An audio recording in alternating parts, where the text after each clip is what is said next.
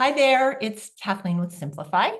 I am here today with Janine, one of our vetted practitioners who's going to share a little bit about Food and Mood, one of her programs for our employers.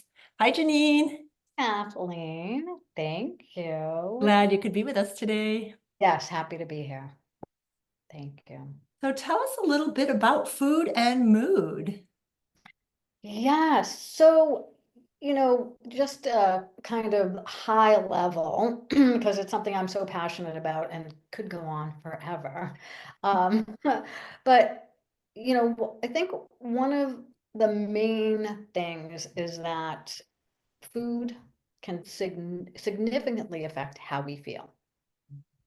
And so that's kind of like short, sweet, to the point, right? Love Or- that. Yeah, yeah. Love that. Is there any particular foods that you focus on during the workshops with the employers? Yeah, that's a great question. And I don't like to get too specific, Mhm. but they're kind of like dietary patterns. And I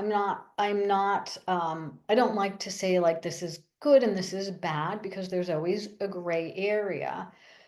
However, if you're eating in a particular way, you're going to perhaps notice how it makes you feel. I Uh, like that. That's yeah, great. yeah. Why would an employer consider choosing Food and Mood to bring into their workplace for their employees? Yes. So from my perspective, I think that when you're thinking about even like workplace morale, um, having perhaps healthier choices available and also offering some knowledge so people can then make a choice between this or that, and kind of opens up the conversation. And also, I think some people may not be aware of the impact that their food choices are making. And so, um, in the lifestyle medicine realm, we know that certain foods and eating patterns can contribute to chronic lifestyle diseases, heart disease, type 2 diabetes, obesity, even some types of cancer. Mhm.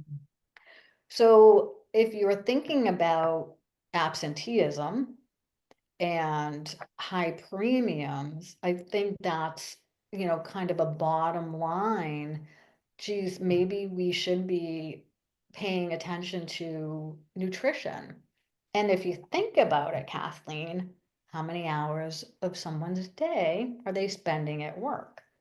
And you have to eat, right? It's not, there are many facets that affect our mood, but eating may be one of the easiest things to address because we need to eat. Yeah, I love that.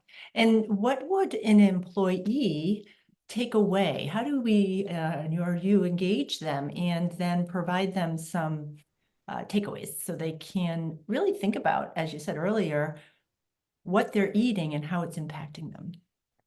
Yeah, so I like to put on my coaching hat, and I find it helpful to kind of generate some ideas and conversation and set some goals. So if somebody knows, for example, that they always have a high sugar coffee drink in the morning, and then they're realizing at noon their mood has changed, their concentration is not where they want it to be. Um, so maybe then we can come up with a goal and then they can experiment and see, well, if I make a different choice, is that going to affect how I feel at noontime? So those are some of the things that I like to bring in so that people have an opportunity to really jump in where they're at and have a chance to experiment. I love that. So explore, discover, learn, all of those great things that really allow us to make conscious choices about our well-being. Thanks so much, Janine. Of course, Kathleen, it was always a pleasure. Yes, same here. We'll talk soon. Bye.